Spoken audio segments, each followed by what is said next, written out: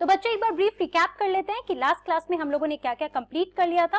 After that we will continue with our discussion. Okay, तो बच्चों last class में we saw that how did the company fight back. तो पहली phase में तो हमने देखा that Indian sepoys they started revolting against the British, और हमने देखा किस तरीके से rebellion it spread in the different regions, right? And also not only the sepoys but the peasants, small leaders or the zamindars from different towns and villages, they also took part in the rebellion, right? But हम लोग ने पिछले class में ये देखा that how this whole scenario it changed, कि जब देखा company or the British rule, they started seeing that the rebellion was, you know, spreading all over the region, not only in the north region but also in the south, but not to that extent as it was in the northern region. but हाँ, south में भी या फिर waste में देखो या east में देखो, तो हर जगह पे कहीं ना कहीं छोटे छोटे रीजन में रिवोल्ट्स हो रहे थे against the British. Now what happened, the company it called for the reinforcement from England, और उसके बाद उन्होंने नए लॉज भी पास करना शुरू कर दिया. They also saw that they wanted to gain back the loyalty of the people. Therefore, they said that all those people who were loyal to them, all the landholders who were loyal to them, so they would be given their land. उनको उनका जो भी land वो inherit करते हैं, उनको सारा land दिया जाएगा, उनकी authority उस land पे रहेगी, right? Because they wanted to appease people, and it was really difficult for them to trust anyone right now, क्योंकि वो लोग expect भी नहीं कर रहे थे. Company was not expecting कि इतना बड़ा revolt भी हो सकता है, right? So therefore वो लोग terrified भी थे with the sepoys. उनको पूरा एडमिनिस्ट्रेशन चेंज करना था. Now in this class we are going to understand the consequences और the aftermath basically of the revolt, कि फाइनली जब रिवोल्ट खत्म हुआ 1859 में, when company captured each and every territory back, तो उसके बाद उन्होंने कौन सा नए अपने एडमिनिस्ट्रेशन में कौन कौन से नए पॉलिसीज लाए. Okay, now let us read about that. So aftermath, the British had regained control over of the country by the end of 1859, but they could not carry on ruling the land with the same policies anymore.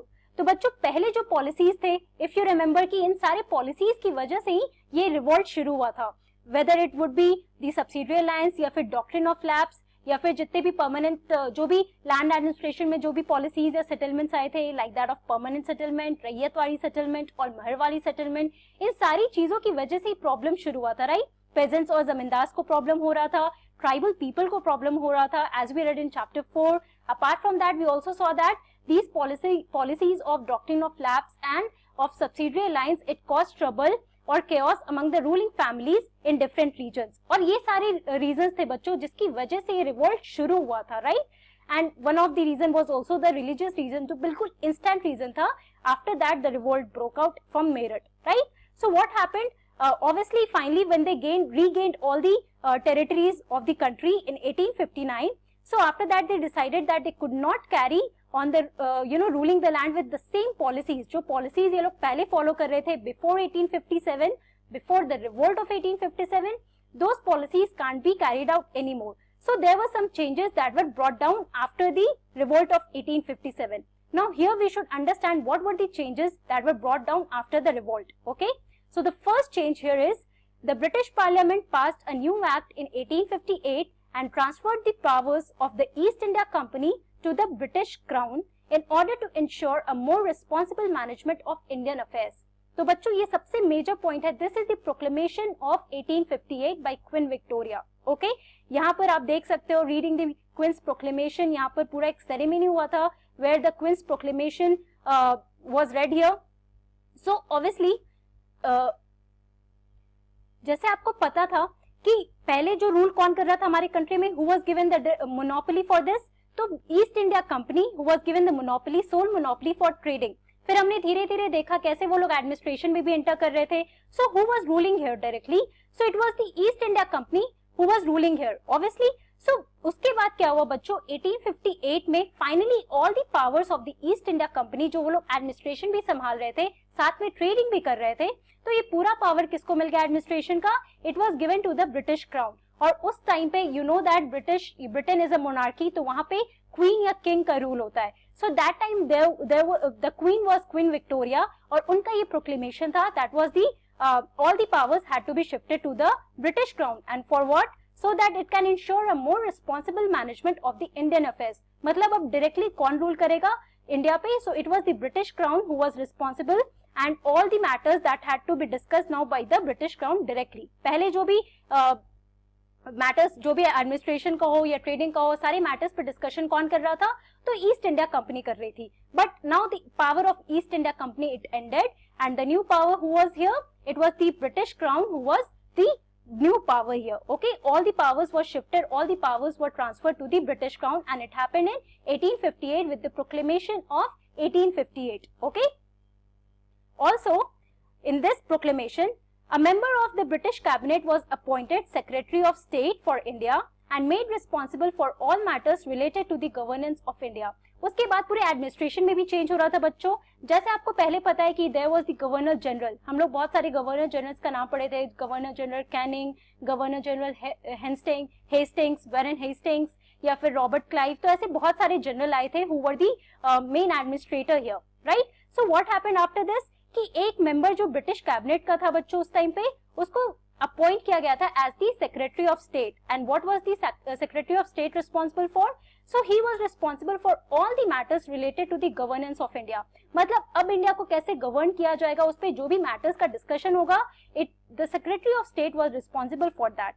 Okay, he was given a council to advise him called the India Council. और इनको पूरा एक council मिला था for advising that can advise him or to the related matters, जो भी governance से related matters होंगे उसके लिए जो भी एडवाइस चाहिए. So there was a council for it and it was known as the Indian Council.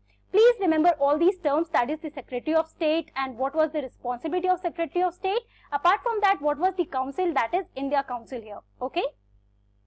Also, the Governor General of India was given the title of Viceroy, that is a personal representative of the Crown. अब एक और major change क्या हुआ था? That जो हम लोग पहले गवर्नर जनरल बोलते थे बच्चों, अब गवर्नर जनरल को वाइसराय का टाइटल मिल गया था. Now they were no more called the governor general but they were called as viceroy. वो लोग थे वही, मतलब वो लोग administrator, they were the main officer here, the British officer, but they were given the title was changed, that is viceroy, जिसका मतलब क्या होता है? Personal representative of the crown. मतलब these were the people, the governor general were the people who were the personal representative of the crown here. Okay, and in this picture you can see this is the proclamation of Queen's rule in India, और Auckland Hotel यहाँ पर this in this Moss Valley the proclamation was done. Okay, this is very old picture of that time obviously. Apart from that, there were some other changes that took place. So the Indian rulers were to hold their kingdoms as subordinates of the British Crown. अब इसके कहने का क्या मतलब है बच्चों कि जितने भी इंडियन रूलर्स थे उस टाइम पे, जो छोटे छोटे स्मॉल रूलर्स थे इन दी स्मॉल रीजन्स, जैसे अवध हुआ, कानपुर, अवध रीजन में डिफरेंट स्मॉल रीजन्स थे, बंगाल प्रोविंस में, तो ऐसे डिफरेंट रीजन्स में जितने भी इंडियन रूलर्स थे, they had to hold their kingdom, they were given their kingdom, but they had to be as a subordinate of the British crown. उनको कोई फ्री रूल नहीं मिला था, उनको सबऑर्डिनेट, उनको अंडर रहना पड़ रहा था of the British Crown, who was directly now responsible to the governance of India, right?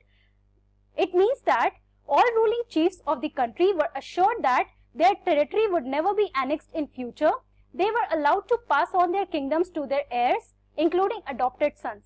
तो आप देखो कैसे ये पूरा पॉलिसी जो पहले हो रहा था, जिसमें सब्सिडरी अलायंस था and all these policies in which the territories were being annexed doctrine of lapse की वजह से, तो ये सारी पॉलिसीज को बिल्कुल खत्म कर दिया गया था, क्योंकि इन्होंने देखा कि it was the result of these policies that led to the revolt of 1857, right? So they said that all the chiefs of the country were allowed to hold their own territory, their own kingdom. उनके kingdoms को annex नहीं किया जाएगा, उनके kingdoms को कभी नहीं लिया जाएगा.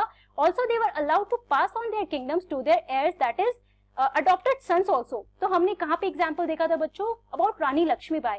So she was also trying to convince the British officers that her adopted son should be made the heir, the official heir of her the whole kingdom, that is Jhansi, right? The whole region there. But they were not accepting that. But अब देखो अब क्या हो गया था, नए law में क्या हुआ था, that all these adopted sons या फिर real sons जो होंगे who were the actual heirs of the kingdom, तो उनको ये सारे these were allowed to pass on their kingdoms to these adopted sons or their real sons. Okay, this was again one of the major change in the policies. Also, it was decided that the proportion of Indian soldiers in the army would be reduced and the number of European soldiers would be increased. तो बच्चों company army के बारे में जब आपने पढ़ा था, so you saw that the Indian sepoys या फिर जो peasants थे, they were recruited in large number. Okay, पहले क्या हुआ था, आर्मी में इंडियन लोग ज्यादा हुआ करते थे, यूरोपियन आर्मी जो थी थोड़ा कम प्रोपोर्शन था. बट अब क्या होने लगा, that the proportion of Indian soldiers in the army was reduced, और जितने भी the number of European soldiers were increased, क्योंकि उन्होंने देखा it was the sepoys who started the revolt. So obviously सबसे ज्यादा उनको डेंजर किससे था, उनको सेपोई से डेंजर था. Therefore उन्होंने पॉलिसी में सबसे बड़ा चेंज लाया कि जो भी सेपोइज होंगे वो यूरोपियन सोल्जर्स ज्यादा होंगे और इंडियंस बहुत कम होंगे, so that they can avoid any kind of revolt after in the future. Okay. Also it was decided that instead of recruiting soldiers from Awadh, Bihar, Central India and South India, more soldiers would be recruited from among the Gurkhas, Sikhs and Pathans. तो बच्चों उस time पे क्या decide हुआ था कि आपको पता है कि कौन रीजन थे, that was the main storm reasons of the revolt. So it was Awadh, then Bihar, central India और साउथ इंडिया. तो यहाँ से डिसाइड हुआ कि जो भी सिपोइज होंगे यहाँ से काफी कम सिपोइज को रिक्रूट किया जाएगा और सबसे ज्यादा किससे लिया जाएगा, तो गुरखास और सिख्स और पठान से. व्हाई? क्योंकि आपको पता, मैंने बताया था that there was some people who were helping the British, who were loyal to the British, right. So these Gurkhas, Sikhs and Pathans, उनको लगता था that these people they were loyal to the British और उन्होंने they have not revolted against the British. तो ये सारा reasons था that they were favouring Gurkhas, Sikhs and Pathans more than that of the sepoys in Awadh, Bihar और central region or in fact the south region also. Okay. Also the land and property of Muslims was confiscated on a large scale and they were treated with suspicion and hostility. तो बच्चों obviously उस time पे सबसे ज्यादा British को किन से problem थी, तो मुस्लिम से, because they thought that they were the real problem and they were the one who started the revolt. Therefore they started confiscating the land and the property of Muslims on a large scale. और जितने भी Muslims उस reason में रहा करते थे, जो central region में रहा करते थे, they started escaping from the region, क्योंकि वो लोग एक एक मुस्लिम्स को they were trying to kill each and every Muslim जो भी उस लोकेलिटी में थे, because they were very much against the Muslim and they thought that they were the people who started the revolt. They ignited the fire there. Also all these people, the Muslims, they were treated with suspicion and hostility. The British decided to respect the customary religious and social practices of the people in India. Like I said कि one of the reasons for the revolt was also the religious reason. तो आपने देखा था कैसे Christian missionaries they were forcing people to convert to Christianity, right? और उनको बहुत ज्यादा नए नए लॉज बनाए जा रहे थे so that people can convert to Christianity and they were propagating Christianity more in India. Therefore Indians, they always thought that they were trying to hamper the Indian tradition, the Indian culture or the custom. Now what was this change here? So the British, they decided to respect the customary religious and social practices of the people in India. तो उन्होंने decide किया this was also one of the main reason. Therefore they should not try to angry the Indian people again, क्योंकि उनको कभी नहीं चाहिए था कि वापस से ऐसा रिवॉल्ट हो जैसे रिवॉल्ट ऑफ 1857 हुआ था. उसमें बहुत लॉस हुआ था. there was loss of lives, there was loss of property, and also now the British had the sense of insecurity that people can revolt anytime they want, right? So therefore they were trying to appease all the Indians here, and in that they also said that they would respect the customary social practices, traditional practices of Indians. Policies were made to protect landlords and zamindars and give them security of rights over their lands. Also there were some of the laws or the policies that were made for the zamindars and the landlords. जैसे आपने देखा था कि pageants और landlords या जमींदार्स, इनको भी बहुत प्रॉब्लम था ब्रिटिश की पॉलिसीज से, क्योंकि बहुत ही ज्यादा टैक्स डिमांड किया जा रहा था. And zamindars they were also not able to pay, right? उनको कुछ अपना फायदा नहीं हो रहा था. Therefore they were given the security of the rights over the land. Apart from that there were some policies or laws that were made to protect the landlords and the zamindars. Okay, तो बच्चों ये सारे policies थे, ये छोटे policies थे. There was the main policy that you have to remember, the main law that you have to remember is the Government of India Act of 1858 or the Proclamation of Queen Victoria 1858, where the power that was transferred from East India Company to the British Crown directly. Okay, और उसके बाद Secretary of State आए and Governor General was given the title of Viceroy, and we saw that how these changes took place. Policies में जो भी पहले policies follow किए जाते थे उसको बिल्कुल चेंज कर दिया गया, बिल्कुल उल्टा हो गया. अब जो दूसरे पॉलिसीज थे, the British they were trying to appease Indian people and they were trying to gain more loyalty from the Indian people. Okay, so this was the aftermath of the revolt of 1857. तो बच्चों आज की class में हम लोगों ने क्या देखा? We talked about the aftermath of the revolt. We saw what were the changes in that took place after the revolt, how the British they started ruling India in a different way. जो नए नए policies थे, they started following these new policies. Okay, सो बच्चों आपका जो ये chapter है that is when people rebel 1857 and after. I've completed this whole chapter.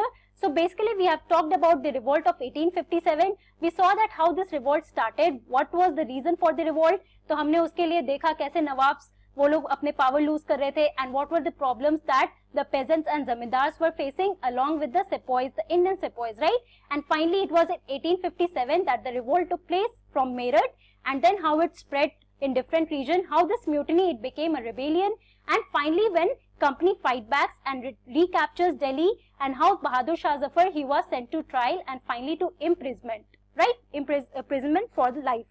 तो उसके बाद हमने देखा what was the aftermath of the revolt. तो बच्चों ओवरऑल सब कुछ कंप्लीट कर दिया है मैंने.